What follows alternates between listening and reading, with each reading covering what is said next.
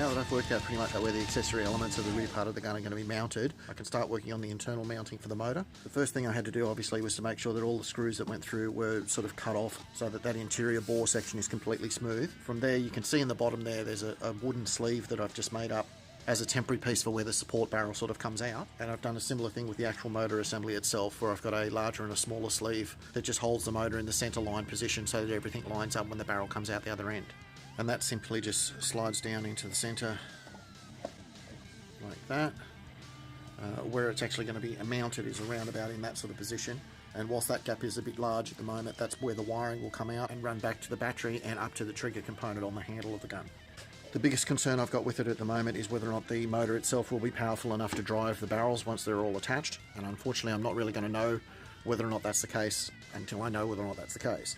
My original plan for it was to just use a Teflon sleeve bearing, but I found the weight of the support barrel that I want to use is still too much for it. Unfortunately, there's just too much of a leverage point on just that one area for it to support that full length of barrel without it sort of developing a wobble in the end of it. So to get around that, what I'm going to do is dispense with that sort of idea and go back to a more traditional sort of bearing setup.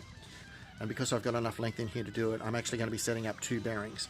One that's set forward and another one that's set a little bit closer towards the motor, and that should take out any of the wobble factor that's been created by the excessive leverage on the end of the barrel.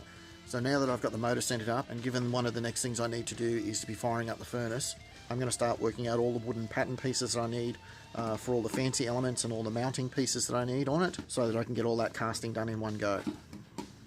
So in the next video I'm going to be tackling some of these more detailed items in terms of making up the wooden pattern pieces I need to get them cast. But for now, that's the update for this time, guys. Thanks for watching. Talk to you next time.